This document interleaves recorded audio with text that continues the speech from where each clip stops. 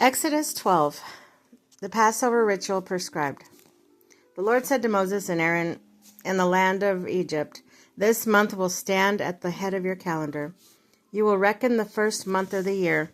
Tell the whole community of Israel on the 10th of this month that every family must procure for itself a lamb, one apiece for each household.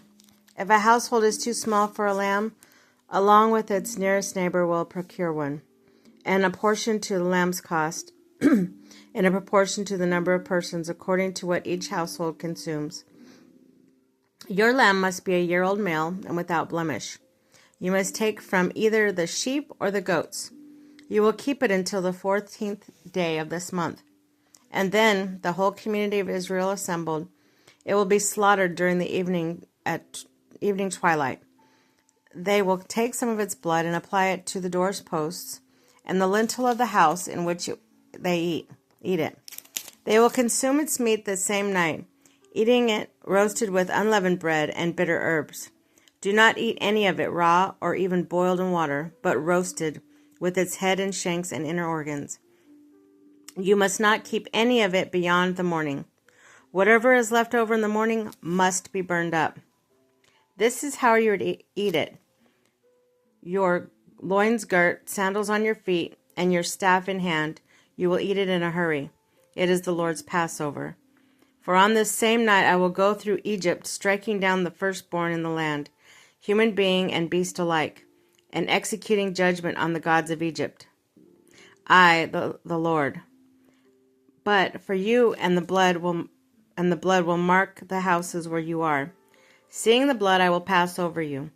Thereby, when I strike the land upon Egypt, no destructive blow will come upon you. This will be a day of remembrance for you. For your future generations, you will celebrate with pilgrimage to the Lord. You will celebrate it as a statute forever. For 7 days you must eat unleavened bread. From the very first day you will have your houses clear of all leaven. For whoever eats leavened bread from the first day to the 7th will be cut off from Israel. On the first day you will hold a sacred assembly, and likewise on the 7th. On these days no sort of work shall be done except to prepare the food that everyone needs. Keep then the custom of unleavened bread, since it was on this very day that brought your armies out of the land of Egypt. You must observe this day throughout your generations as a statute forever. From the evening of the 14th day to the first month until the evening of the 21st day of this month, you will eat unleavened bread. For 7 days no leaven may be found in your houses. For anyone, a resident, alien, or native, who eats unleavened food will be cut off from the community of Israel. You shall eat nothing leavened. Therefore you may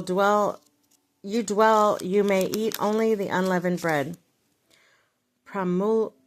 Promulgation of the Passover. Moses summoned all elders of Israel and said to them, "Go and procure lambs for your families and slaughter the Passover victims. Then take a bunch of hyssop and dipping it in blood that is in the basin. Apply some of the blood to the lintel and to the doorposts, and none of you shall go outdoors until morning. For when the Lord goes by to strike down the Egyptians, seeing the blood on the lintel and the 2 doorposts, the Lord will pass over that door and not let the destroyer come into your house to strike you down. You will keep this practice forever as a statute for yourselves and your descendants.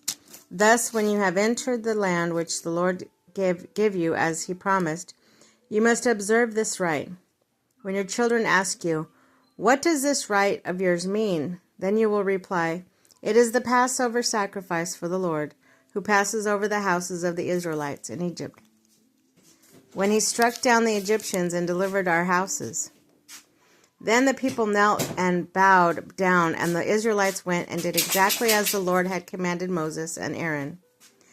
And so, death of the firstborn. And so at midnight the Lord struck down every firstborn in the land of Egypt, from the firstborn of Pharaoh sitting on the throne to the firstborn of the prisoner in the dungeon, as well as the firstborn of the animals. Pharaoh arose in the night, and all his servants and all the Egyptians, and there was a loud wailing throughout Egypt, for there was a house without its dead. Permission to depart. During the night, Pharaoh summoned Moses and Aaron and said, "Leave my people at once, you and the Israelites. Go and serve the Lord as you said. Take your flocks too and your herds as you said, and go and bless me too." The Egyptians, in a hurry to send them on the way from the land, urged the people on, for they said, "All of us will die." People therefore took their kneading bowls, wrapping their cloaks on their shoulders. The Israelites did as Moses had commanded. They asked the Egyptians for articles of silver and gold for the clothing. Indeed, the Lord had made Egyptians as well disposed toward the people that they let them have whatever they asked for. And so they despoiled the Egyptians. Depart from Egypt. The Israelites set out for Ramses for Succoth, about 600,000 men on foot, not counting the children. A crowd of mixed ancestry also went up with them, with livestock in great abundance, both flocks and herds. The dough they had brought out of the Egypt they baked to unleavened loaves was not leavened, because they had been driven out of Egypt and could not wait. They did not even prepare food for the journey. The time the Israelites had stayed in Egypt was 430 years. At the end of the 430 years, on this very day, the armies of the Lord had left the land of Egypt. It was a night of vigil for the Lord, when he brought them out of the land of Egypt. So on this night, all the Israelites must keep a vigil for the Lord throughout their generations.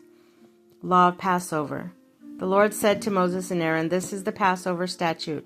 No foreigner may eat of it. However, every slave brought for money you will circumcise. Then he may eat of it. But no tenant or hired worker may eat of it. It must not be eaten in one house. You may not take any of the meat outside the house. You shall not break of any of its bones. The whole community of Israel must celebrate this feast. If any alien residing among you would celebrate the Passover for the Lord, all his males must be circumcised. Then he may join in celebration just like the natives. But no one who is uncircumcised may eat of it. There will be one law for the native and for the alien resident among you." All the Israelites did exactly as the Lord had commanded Moses and Aaron. On the same day, the Lord brought the Israelites out of the land of Egypt by company.